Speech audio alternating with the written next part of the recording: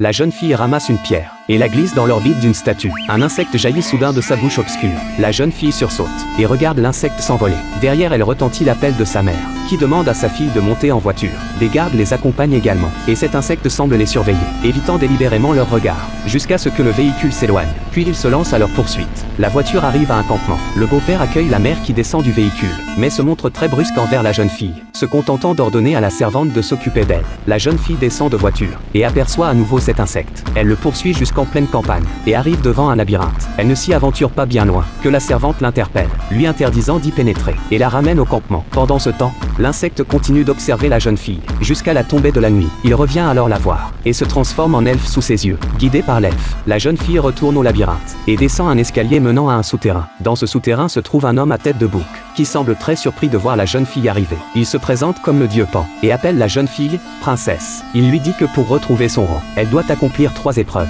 Il remet à la jeune fille un livre, puis disparaît dans l'obscurité. Mais en ouvrant le livre, il n'y a pas un seul mot à l'intérieur. La jeune fille rentre chez elle et ouvre à nouveau le livre. Ses doigts effleurent le papier et un dessin apparaît comme par magie. Suivant les indications du livre, elle se rend seule en pleine nature et s'arrête devant un arbre mort. Elle sort la pierre précieuse de sa poche, accroche son manteau à l'arbre, puis se tourne vers le creux de l'arbre. Après avoir traversé le creux, elle se penche et s'enfonce vers les profondeurs souterraines. L'endroit grouille d'insectes, mais la jeune fille n'a pas peur. Elle continue à ramper et atteint rapidement le fond du creux, où elle découvre un crapaud géant. La jeune fille tente de raisonner avec lui, mais le crapaud projette sa langue, qui se colle sur son visage. En réalité, il est en train de manger des insectes. Voyant cela, la jeune fille fait semblant de ramasser d'autres insectes, puis tend sa main gauche serrant la pierre précieuse. La langue du crapaud jaillit à nouveau et avale la pierre dans la main de la jeune fille. Après l'avoir avalée, il se sent mal, puis ouvre grand la bouche et recrache quelque chose, tandis que le crapaud se ratatine immédiatement. La jeune fille s'approche lentement et récupère la clé dorée. Ensuite, elle rentre chez elle pour se laver, change de vêtements et retourne au labyrinthe souterrain. La jeune fille a accompli sa mission. Pan est très content. Il tend à la jeune fille un morceau de craie et lui annonce que la prochaine épreuve va commencer. La jeune fille se rend alors dans la salle de bain. Elle ouvre le livre, mais du rouge jaillit des pages. Elle le referme précipitamment. À ce moment,